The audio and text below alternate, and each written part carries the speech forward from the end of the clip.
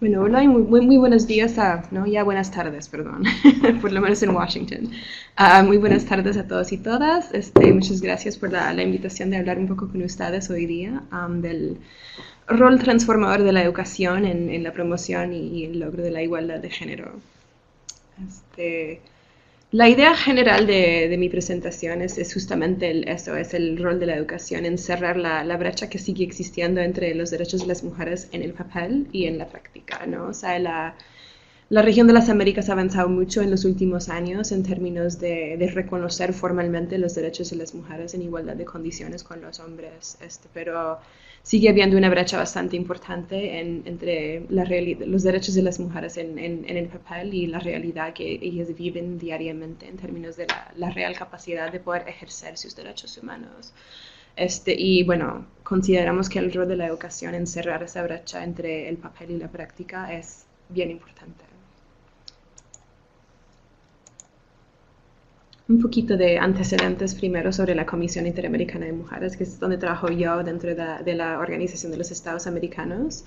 La CIM se creó en 1928, o sea que 20 años antes de la OEA, y se unió a la OEA en el 48 como un organismo autónomo descentralizado. O sea que este año estamos cumpliendo 90 años y se formó inicialmente por un grupo en este entonces, sufragistas, ¿no? Que estaban luchando por el derecho de las mujeres a votar y a participar en la política, o sea, el tipo de derechos civiles como reconocimiento de su independencia como persona, su derecho a tener su propia nacionalidad, aun cuando están casadas, etcétera, ¿no? Y desde allá la CIM empezó a luchar por todos los otros derechos en los ámbitos económico, social, cultural, etcétera, lo que hoy se conoce como el Catálogo de Derechos Humanos. Fuimos el primer órgano intergubernamental y seguimos siendo el único foro político continental para promover los derechos de las mujeres y la igualdad de género. La CIM está compuesta por 34 de lo que llamamos delegadas titulares, uno por cada estado miembro de la OEA, y en general es la ministra de la mujer o su equivalente a nivel nacional. A veces es la presidenta de un instituto de la mujer, a veces es un consejo, varía mucho de país en país, pero es la autoridad gubernamental responsable por derechos de las mujeres e igualdad de género. La misión central de la CIM es apoyar a los Estados miembros en la OEA en el cumplimiento de todos los compromisos que han adquirido a nivel internacional e interamericano en materia de derechos humanos de las mujeres e igualdad de género, ¿no? O sea, que han firmado y han ratificado un montón de tratados y otros compromisos, y nosotros les ayudamos a hacer de esos compromisos una realidad vivida para las mujeres. Pasamos buena parte de los 1900 estableciendo el marco jurídico y fortaleciéndolo para los derechos de las mujeres, y ahora pasando a los 2000 estamos trabajando en la aplicación concreta de ese marco jurídico. Cabe mencionar que la CIM incluye también la Secretaría Técnica del Mecanismo de Seguimiento de la Convención de Belém do Pará, sobre la cual hablaré un poquito más tarde. Um, una rápida mirada histórica. Las mujeres, obviamente, como ustedes sabrán, han estado excluidas, excluidas de la sociedad, de la política, la economía, de todos los ámbitos, ¿no? Debido a una jerarquía de género que incluye una separación entre los ámbitos público y privado, la asignación de papeles y roles para hombres en el ámbito público y para mujeres en el ámbito privado, y sobre todo la priorización de lo público sobre lo privado, y como resultado del trabajo y del papel de los hombres por encima del trabajo y del papel de las mujeres, ¿no? Y eso ha dado luz a toda una discriminación y violencia contra las mujeres que en la historia ha actuado como una barrera a su inserción y actuación en todos los ámbitos de la vida. Antes de continuar, me gustaría hacer un poco de hincapié en la importancia del enfoque de diversidad, y es que nunca históricamente, y menos hoy en día, podemos considerar a las mujeres como un grupo homogéneo. Para muchas mujeres, los avances de las últimas décadas sí han significado un cambio radical en su posición social y su capacidad de participar en procesos de toma de decisiones, asignación de recursos, etc. Pero para otras mujeres la desigualdad de género se ha cruzado con otros aspectos de su identidad, por ejemplo, su estatus socioeconómico, su etnicidad, raza, su edad, su capacidad física, su ubicación geográfica, su estatus migratorio, su orientación sexual, etc. La lista es infinita. Y o sea, la intersección de esos factores con el género agravan la exclusión y la experiencia de la discriminación. O sea que cuando hablamos de mujeres, o sea, de allá a la cima nos ha costado todo un trabajo para pasar de mujer a mujeres, para reconocer un poco esa diversidad entre las mujeres. Que siguen viviendo lejos del concepto de la inclusión y que sigue siendo una barrera adicional al pleno ejercicio de sus derechos, ¿no? Sé que ponemos ahora mucho énfasis en el enfoque de diversidad o lo que se conoce un poco más académicamente como la interseccionalidad, palabra que hasta es difícil de decir, ¿no? Bueno, mencioné un poco el marco jurídico y ya daré un pequeño resumen de lo que es hoy en día, digamos. Como dije, las mujeres gozan de una amplia gama de derechos en igualdad de condiciones con los hombres y eso incluye desde 1933 la Convención sobre la Nacionalidad de la Mujer, que daba a las mujeres el derecho de tener su propia nacionalidad, aun cuando se casaban con un hombre que, por ejemplo, tuviera otra nacionalidad, ¿no? Desde allá hemos formulado y ratificado convenciones sobre los derechos civiles, los derechos políticos, económicos, sociales y culturales en distintos años. En 1979, en el ámbito de las Naciones Unidas, se adoptó la Convención sobre la eliminación de todas las formas de discriminación contra la mujer, que es probablemente el tratado más importante sobre derechos de las mujeres de la historia, ¿no?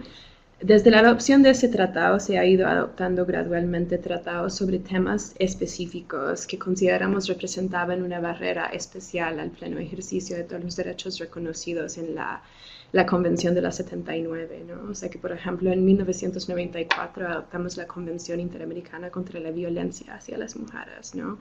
Porque había necesidad de visibilizar un poco más el problema de la violencia contra las mujeres y poner énfasis en el obstáculo que representaba para el cumplimiento de sus derechos, ¿no?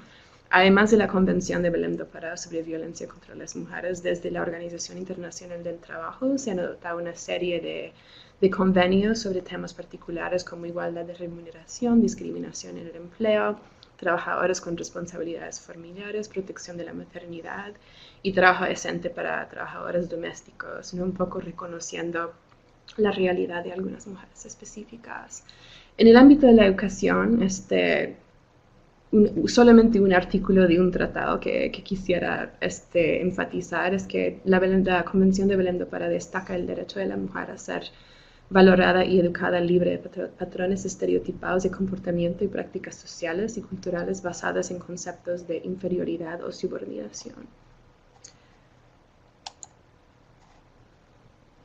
Bueno, en las Américas la gran laguna, la gran brecha en la protección de los derechos humanos sigue siendo los derechos sexuales y reproductivos, que están reconocidos como tal en varios compromisos políticos a nivel tanto internacional como interamericano, pero todavía no tienen el estatus, la misma fuerza legal que una convención, por ejemplo, ¿no? O sea que las mujeres todavía no tienen garantizados ni los hombres tampoco, tienen garantizados sus derechos a decidir, ejercer y controlar su sexualidad o su función reproductiva.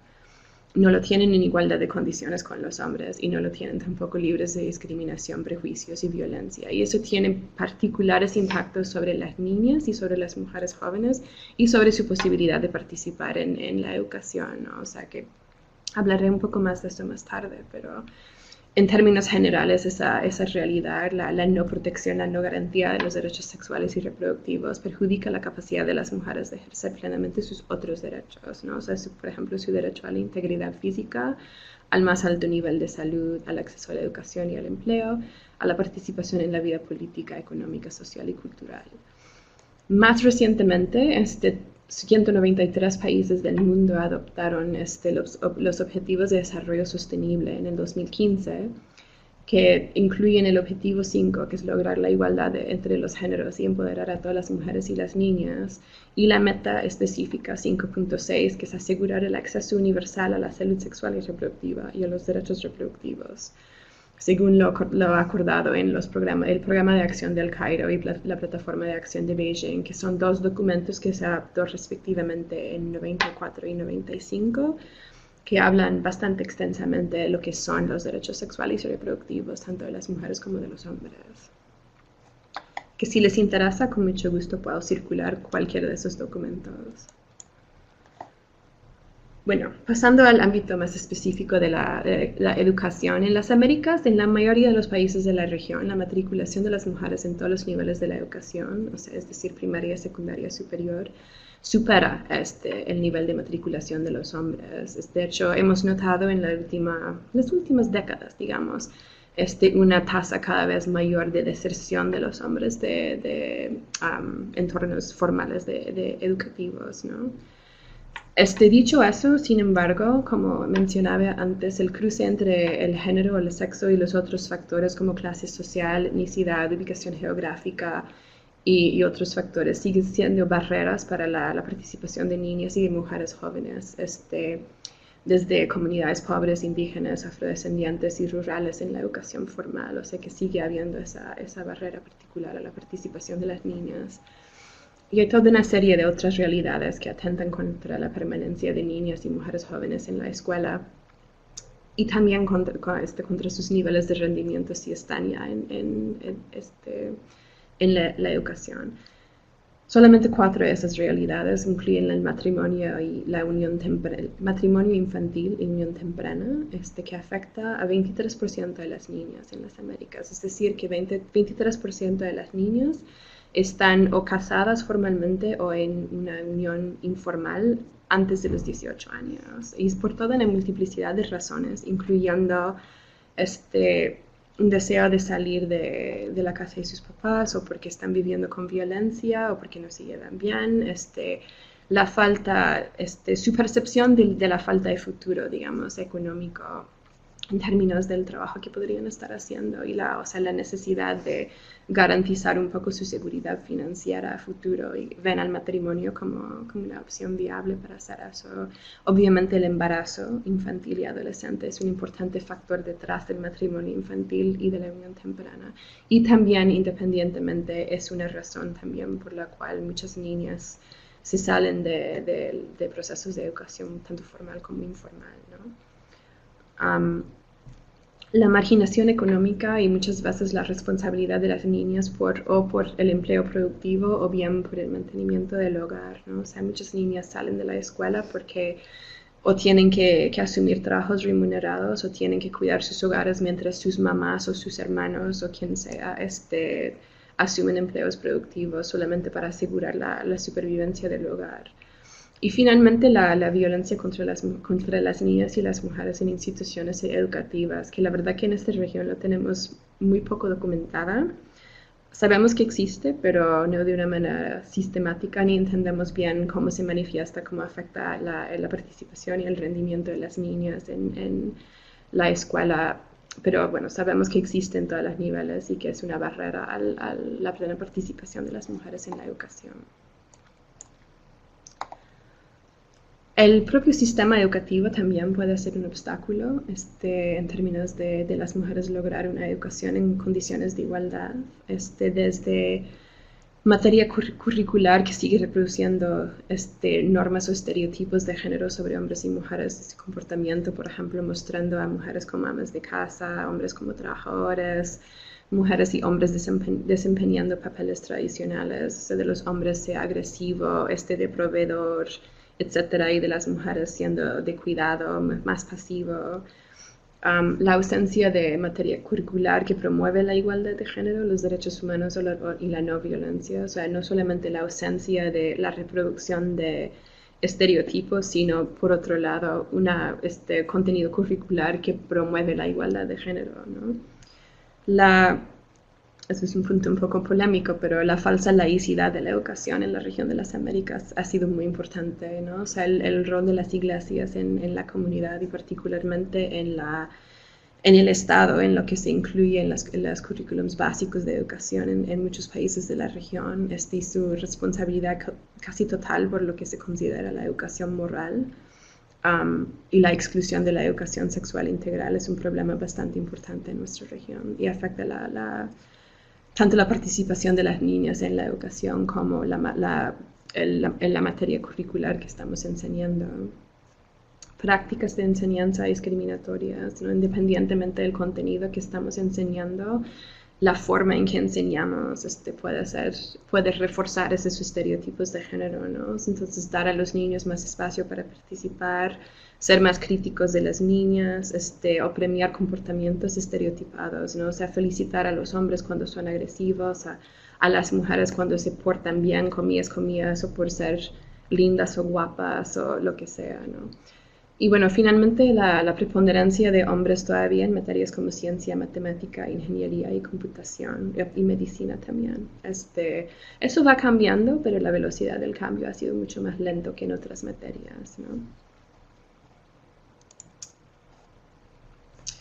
Y eso obviamente, toda esa situación con las mujeres en la educación tiene un efecto sobre la participación de las mujeres en el trabajo, ¿no? O sea, al igual que la participación de las mujeres en la educación, su participación en el mercado laboral ha incrementado muchísimo en las últimas décadas. De hecho, el Banco Mundial afirma que en la región de las Américas, si no fuera por la participación de las mujeres en el mercado laboral, la tasa de pobreza en esa región sería de un 28% más alta. Sin embargo, pese a los avances en el ámbito de la educación, no hemos visto todavía el efecto, digamos, de esos avances en educación en la posición de las mujeres en el mercado laboral. Ellas siguen teniendo menor participación en el empleo y mayor incidencia de desempleo, una mayor participación en distintas formas de lo que llamamos precariedad laboral, ¿no? O sea, empleos asalariados, no registrados, empleos por cuenta propia, trabajos de medio tiempo, trabajos en la economía informal. Perciben en general menor ingreso promedio en condiciones similares de ocupación y educación, lo que llamamos la brecha salarial de género, que ha tenido mucha visibilidad en los medios en los últimos años. Y bueno, el acceso limitado a la propiedad, la herencia, la tierra y el crédito, y el acceso y control sobre recursos y servicios que impactan mucho la capacidad de las mujeres de montar y sostener sus propios negocios. O sea, todo esto significa que las mujeres no derivan todavía los mismos beneficios ni la misma autonomía o independencia económica de su participación en el empleo productivo. Y detrás de todo esto es lo que llamamos la división sexual del trabajo, ¿no? Que es una de las más importantes desigualdades e injusticias económicas. Las mujeres siguen siendo casi exclusivamente responsables de todo el trabajo doméstico y de cuidado, que no es pagado y que tampoco tiene un valor económico o social, ¿no? Eso es trabajo que los hombres no quieren hacer porque la sociedad no lo valora.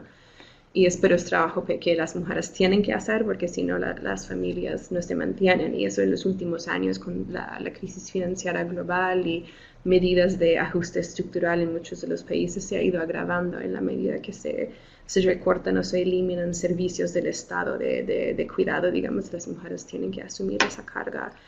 Y en muchos casos significa que ellas aceptan trabajo en la economía informal o trabajos más precarios justamente porque les permite un poco la flexibilidad de manejar su trabajo pagado con todo el trabajo de cuidado y doméstico, mantenimiento de sus hogares. Bueno, un pequeño énfasis sobre el rol de los medios, porque los medios y la educación son dos de los medios, valga la redundancia, más importantes para seguir perpetuando los estereotipos de género o bien para desafiar y contrarrestarlos, ¿no? O sea, los medios son una vez una reflexión y también un motor de las percepciones y de las actitudes y los comportamientos sociales, ¿no? Pueden jugar un papel fundamental en la desconstrucción de las desigualdades y en la cobertura de noticias desde la perspectiva de género y derechos humanos. De igual manera pueden jugar un rol fundamental en perpetuar, en reproducir todas las imágenes estereotipadas, tanto de los hombres como de las mujeres, ¿no? En general esas imágenes son denigrantes de las mujeres, con fines comerciales y de consumo, por ejemplo, el uso de los cuerpos de las mujeres semidesnudas para vender casi cualquier cosa, ¿no? Autos, cervezas, lo que sea. Y también el uso de mujeres en roles estereotipados, ¿no? O sea, siempre que venden jabón para lavar los platos o para lavar la ropa o cualquier cosa doméstica, es una mujer que está haciendo ese trabajo. En los últimos años creo que hemos empezado a ver cambios. Hay algunas agencias publicitarias que están tratando de usar hombres en algunos de esos roles, así como de cuidador o de mantenimiento del hogar, ¿no? Pero como siguen siendo las mujeres que toman las decisiones de consumo en los hogares o saber qué marca de jabón comprar, por ejemplo, siguen mostrando mujeres en esos roles también para vender los productos.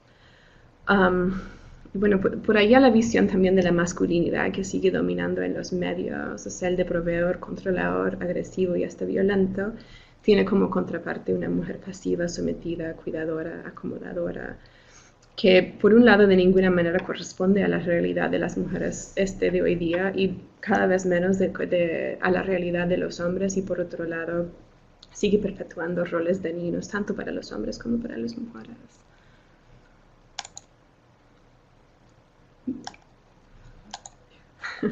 Bueno, pasando ahora al rol de la educación en lo que es avanzar la igualdad de género. Desde la Comisión Interamericana de Mujeres, nosotros hemos trabajado mucho para tratar de incidir en lo que son las reuniones interamericanas de los ministros y ministras de educación, y hemos formulado toda una serie de recomendaciones concretas que con mucho gusto las puedo compartir. Tienen mucho que ver con reforma de política pública para incluir igualdad de género en materia curricular, así como cuestión de prioridad, ¿no? Justamente ese año, a raíz de un análisis a profundidad de la implementación de esa Convención Interamericana sobre Violencia contra las Mujeres, notamos que mientras hemos puesto mucho énfasis en la atención y también la sanción de la violencia, o sea, la respuesta a la violencia una vez que sucede, nuestro énfasis en lo que es la prevención de la violencia ha sido bastante escaso, ¿no? O sea, que por un lado, porque la verdad que nadie sabe cómo hacer la prevención de la violencia, ni sabemos medir cuándo hemos tenido éxito, ¿no? Porque cómo mides violencia que no sucede. Pero bueno, aun con todo esto, sentimos la necesidad de hacer un poco más un análisis a profundidad del tema de la prevención de la violencia. O sea que mandamos una serie de indicadores a los estados que tenían muchas preguntas sobre currículums educativos y hasta qué punto los estados ponían énfasis en la promoción de la igualdad de género, la eliminación de los estereotipos de género y la prevención de la violencia en todo lo que es la materia curricular. Solo 6 estados informaron tener planes nacionales dirigidos a erradicar los estereotipos de género en la educación. Ojo que no necesariamente es la realidad, pero es lo que reportaron los estados a nosotras. Solo 2 estados informaron que tienen normativa que regula el derecho a ser educados y educadas libres de discriminación. Y hubo muy escasas respuestas sobre la existencia de protocolos de actuación y atención frente a la violación de los derechos de las mujeres y de las niñas a ser educadas libre de estereotipos de género. Lo que notamos también es que hay una importante brecha entre toda la normativa nacional, o sea, las leyes, los planes nacionales, etcétera, y su implementación práctica en currículos y instituciones educativas, ¿no? O sea, que si bien puede haber una norma estatal sobre la igualdad de género en la educación, no siempre esa normativa es apoyada por herramientas concretas para la implementación. Digo, o sea, que no estamos formando a docentes, no hay directrices o lineamientos concretas sobre cómo enseñar desde un enfoque de igualdad de género y no violencia. O sea que falta todavía un poco de respaldo a la implementación práctica de toda esa normativa. Sin embargo, hay algunas herramientas que podamos señalar desde los países que nos han informado a nosotros. Eso no es una lista exhaustiva de lo que existe, es solamente lo que los estados nos han informado a nosotras, ¿no? Algunas de las recomendaciones que hemos hecho desde el sistema interamericano para reforzar el papel de la educación en el avance de la igualdad de género es eliminar las prácticas y prejuicios que discriminan a las mujeres y niñas en los entornos educativos. Y por eso México, por ejemplo, ha elaborado toda una serie de herramientas didácticas para docentes sobre cómo abordar la igualdad de género en distintos niveles educativos, ¿no? Desde la escuela primaria hasta la educación superior. Sensibilizar autoridades educativas y docentes sobre las revisiones curriculares necesarias para eliminar los estereotipos de género y crear un ambiente educativo libre de violencia. En hoy día Chile tiene toda una hoja de ruta para la incorporación del enfoque de género en la educación que seguramente no se alcanza a ver en esa presentación, pero con mucho gusto lo puedo compartir posteriormente.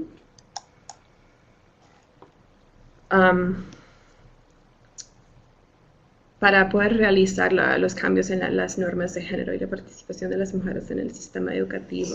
El gobierno de Guatemala ha identificado una serie de acciones, incluyendo la inclusión de mujeres marginadas en la toma de decisiones y las acciones respecto a las políticas de educación, el establecimiento de espacios específicos de aprendizaje y clubes para niños, la educación sexual, programas de alfabetización, el enfrentar la violencia de género en las escuelas, el trabajo con niños y niñas jóvenes sobre la igualdad de género, y eso es importante destacar que no son solamente las niñas, sino también los niños, y también el trabajo con comunidades religiosas. Siendo Guatemala, obviamente se ha puesto especial énfasis en el trabajo con comunidades indígenas, y hay un nuevo proyecto que es muy interesante que nos informaron con apoyo de UNESCO, donde se establecen en comunidades indígenas espacios específicos para la educación de los niños. Y otro proyecto de la UNESCO en Perú que también se enfoca en comunidades indígenas y regiones rurales para involucrar a más mujeres jóvenes, niñas en lo que es toda la ciencia.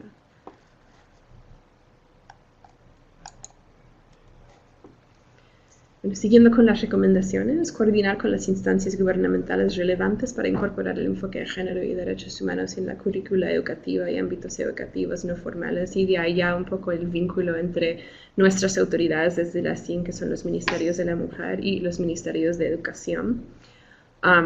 Chile, por ejemplo, un resultado de esa colaboración concreta fue el Plan 2015-2018 de Educación para la Igualdad de Género, que incluye la hoja de ruta que mencioné anteriormente.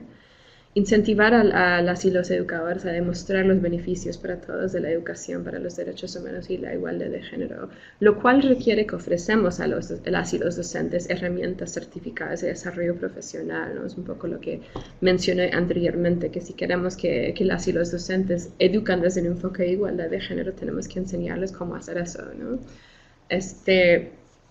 Y finalmente ampliar el trabajo de educación para los derechos humanos y la igualdad de género un poco más allá del sector educativo, para incluir también a otros espacios y actores, ¿no? Como madres y padres, sindicatos, organizaciones de educadores, comunidades religiosas, etcétera, etcétera, ¿no? O sea, la educación no es solamente el entorno formal educativo, sino que es la familia, la comunidad, etcétera, y toda esa gente tiene que estar involucrada en la misma página en términos de qué estamos enseñando a las y los niños, ¿no? Particularmente desde un enfoque de género. Y allá quise hacer referencia a una realidad importante en nuestra región que se ha visto mucho en los últimos años, y que es todo la revancha, el backlash, como decimos en inglés, ¿no? Contra la igualdad contra la educación para la igualdad de género, ¿no? Hubo un caso muy visible en los últimos años en Perú, donde el Ministerio de Educación trató de adoptar una currículum básica de educación para la igualdad de género, y donde hubo todo un movimiento social que se llama Con mis hijos no te metas, en contra de eso, porque consideran que están promoviendo la homosexualidad y la destrucción de la familia, ¿no? O sea, que eso de la educación para la igualdad de género no es algo neutro, digamos, es algo que genera bastante polémica y en muchos casos bastante resistencia, ¿no? O sea, que hemos visto nosotros la necesidad de ser muy claras en cuanto a la definición de la igualdad de género y qué es lo que pretendemos cuando hablamos de la educación para la igualdad de género.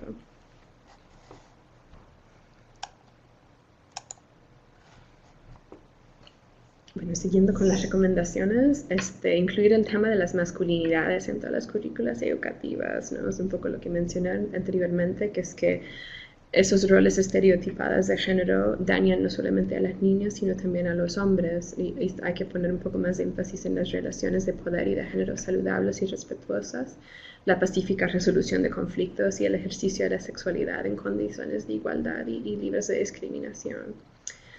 De nuevo, articular el trabajo del sector educativo con otros sectores relevantes, incluyendo la salud, la justicia, la seguridad, y asegurar que las políticas educativas tengan un componente de evaluación participativa de impacto, ¿no? O sea, sabemos bastante poco sobre el impacto de las políticas educativas que ya existen sobre la igualdad de género y los derechos de las mujeres y la no violencia, ¿no? Es porque justamente rara vez llevamos a cabo evaluación de impacto y, como dije, cómo sabemos cuando hemos prevenido la violencia, ¿no?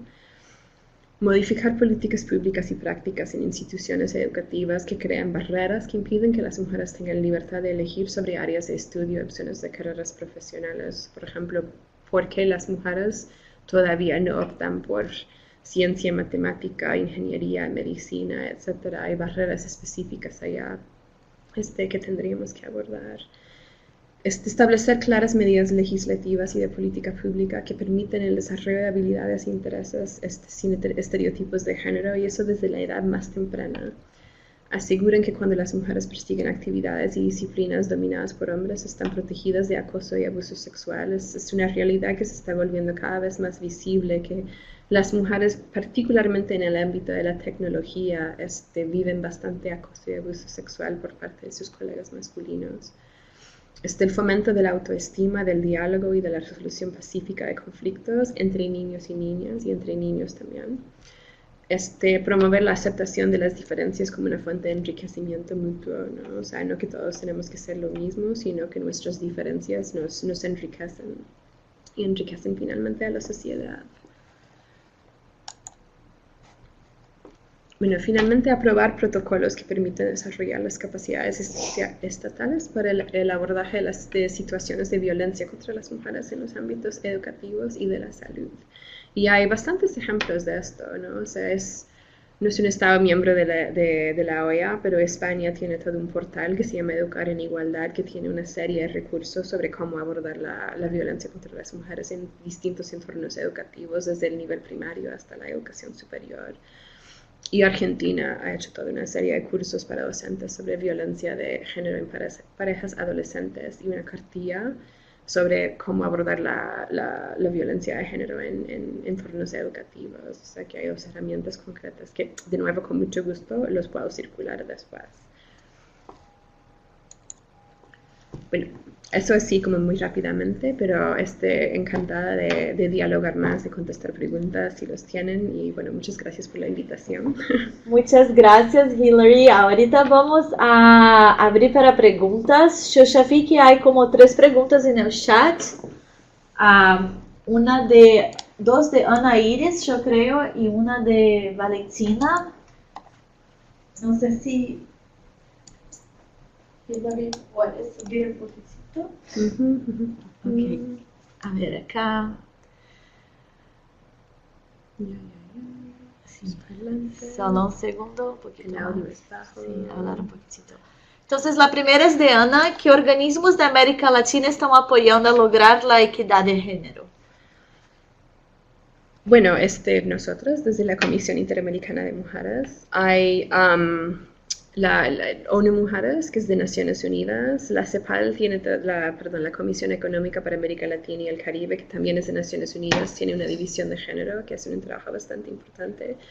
Hay una multiplicidad de organizaciones de la sociedad civil que trabajan distintos aspectos de la igualdad de género y los derechos de las mujeres en la región. A nivel nacional hay, como dije, los mecanismos nacionales de la mujer, que son como los ministerios de la mujer o sus equivalentes en cada uno de los países, y que ellas también están apoyadas por, a nivel nacional, toda una variedad de organizaciones de la sociedad civil que luchan por los derechos de las mujeres y la igualdad de género.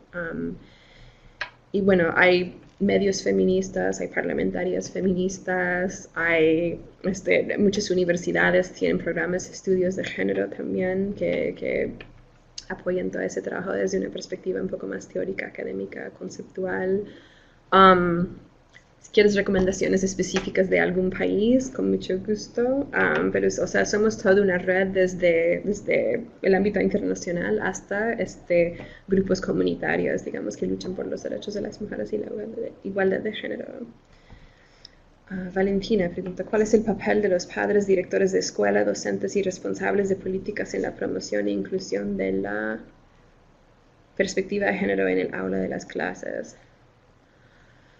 Yo creo que, bueno, el papel de cada uno es un poco distinto, ¿no? Entonces, el papel de los padres es asegurar que lo que existe en el aula, digamos, de las clases se replica en el hogar, ¿no? Porque al final si las niñas y los niños escuchan una cosa en la escuela y otra cosa en la casa, lo más probable es que privilegian lo que escuchan en la casa, ¿no? O sea, el rol de los padres en la socialización de las y los niños es absolutamente fundamental, ¿no? O sea, que si tenemos un entorno educativo así como muy sensible a la igualdad de género, pero voy a la casa y mi papá pega a mi madre o mi madre es la única responsable para la tarea doméstica o lo que sea, ese conflicto es difícil de procesar para muchas niñas y muchos niños, ¿no? O sea, no necesariamente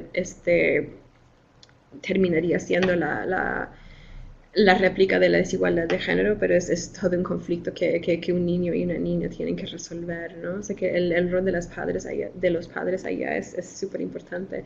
De los docentes y de los entornos educativos, pues yo creo que un poco lo que mencioné antes, ¿no? O sea, la materia curricular a veces no está bajo su control, pero ustedes pueden asegurar de que esa materia curricular no se imparte desde un enfoque de estereotipada de género, ¿no? Asegurar que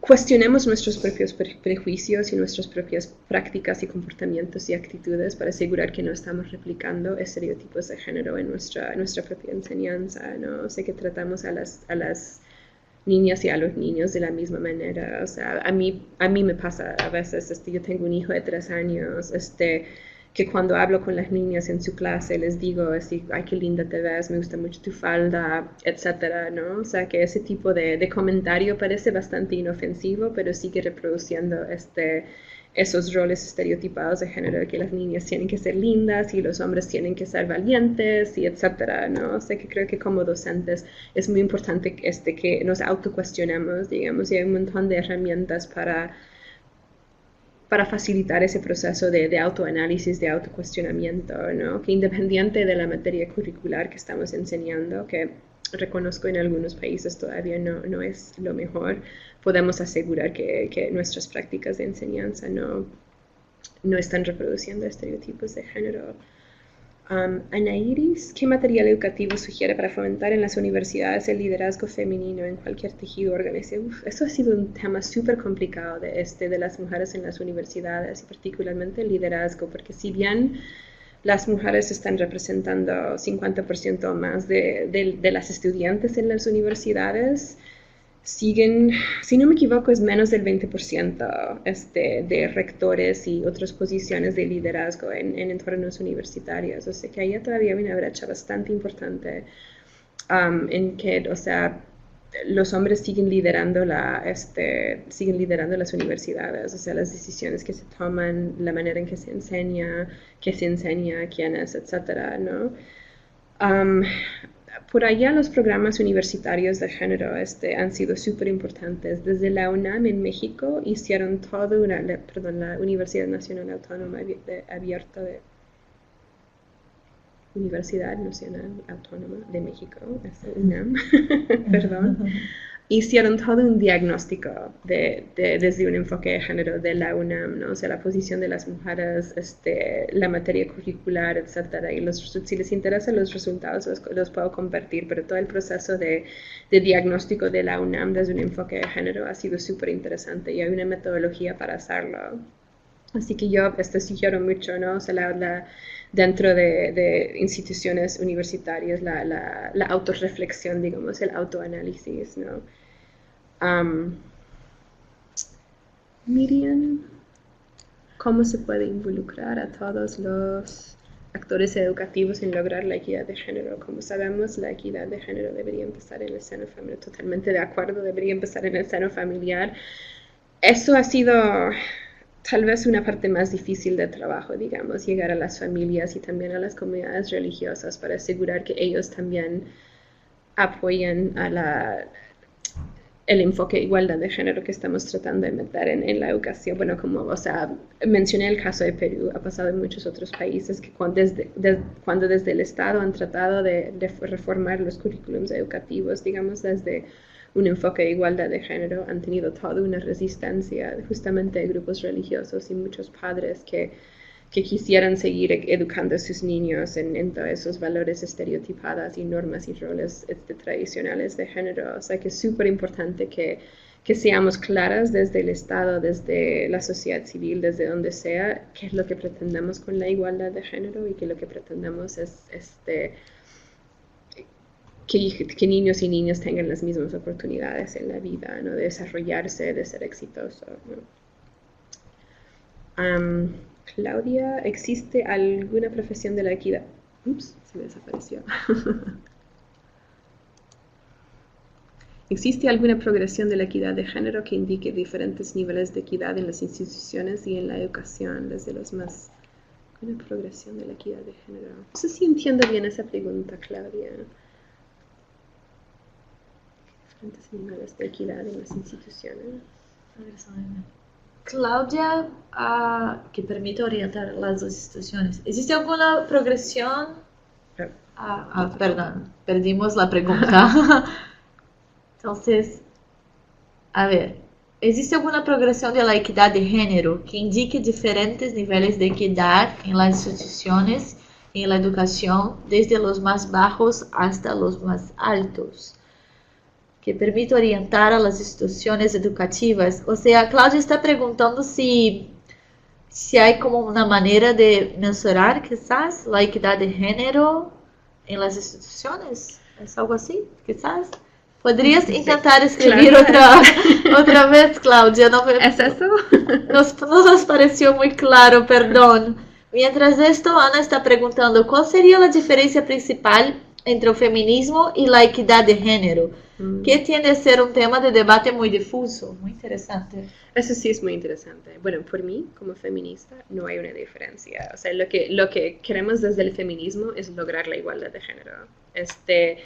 El enfoque de género no es, o sea, es un enfoque relacional. Mira no solamente la situación de las mujeres, sino los roles de mujeres y hombres y la relación entre los dos, las relaciones de poder entre los dos. O sea, que eso es el enfoque de género. Lo que pretende lograr el feminismo es la igualdad de género, o sea, la eliminación de la desigualdad entre hombres y mujeres con base en esos conceptos de inferioridad, superioridad que siempre han existido históricamente. O sea, no es pretender que los hombres y las mujeres sean lo mismo, pero que esa diferencia no sea una base para la desigualdad, digamos, o para la subordinación de un grupo bajo otro. ¿No? Y eso ha sido históricamente la raíz y el principal objetivo del feminismo. La palabra feminismo se ha pervertido mucho en los medios en los últimos años, ¿no? O sea, desde la palabra feminazi, que es algo que odio, pero bueno, desde conceptos como la ideología de género, ¿no? O sea, que pretende que el feminismo es como una ideología marxista que se va a imponer desde afuera, digamos, y que pretende lograr la destrucción de las familias y que todos los niños se vuelven homosexuales, y eso es como una fake news, como diríamos acá en Estados Unidos, ¿no? Acerca de la igualdad de género, o sea, es algo que se ha inventado por sectores que resisten la igualdad de género, pero, o sea, la verdad que lo que busca el feminismo es igualdad entre hombres y mujeres, más nada. Bueno, y Claudia está preguntando alguna descripción de cómo es un nivel bajo de equidad y un nivel alto de equidad para que las instituciones educativas puedan saber dónde tendría que llegar. Es interesante. Que yo sepa, no existe esa descripción. O sea, hay metodologías para llevar a cabo como diagnósticos de instituciones, instituciones educativas, digamos, para saber si en dónde están en términos de igualdad de género. No creo que exista un índice, digamos, como para clasificar a esas instituciones como alto o bajo. Supongo que los resultados cambiarán mucho dependiendo de la institución educativa y el contexto social en el cual se encuentra en este momento. Pero no, que yo sepa, no hay como una escala de clasificación para para instituciones educativas en términos de su nivel de equidad de género. O sea, sería muy complicado de medir porque, o sea, va desde la materia curricular hasta las prácticas de enseñanza, y, o sea, incluye una multiplicidad de factores que yo creo que sería muy difícil de tomar en cuenta en términos de clasificar a una institución sobre una escala, pero Es interesante, no sé si deberíamos intentarlo.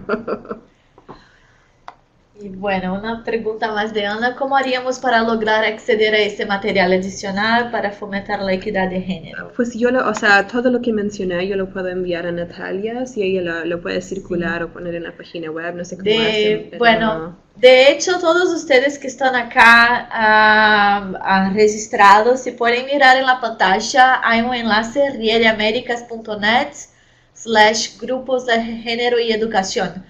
Este es un enlace para nuestra comunidad virtual y específicamente adentro del grupo de género y educación. Y en este grupo vamos a estar subiendo no solo este PowerPoint y la presentación, como también todos los materiales adicionales. Entonces, que sugerimos a todos ustedes para se registrarem en la comunidad virtual y hacer parte de este grupo. En la comunidad también hay otros grupos de otros intereses y es muy interesante. Tenemos más de 26,000 docentes de todas las Américas participando. Y es totalmente gratuita. O sea, quería agradecer mucho a Hillary hoy por su presencia y por este webinar y por la presencia de todos ustedes acá y las preguntas súper interesantes que tuvimos. Y por favor, quédense conectados con nosotros para otros webinars. Muchas gracias. Muchas gracias a todas y todos. Estoy a la orden para más información. Que tengan feliz tarde.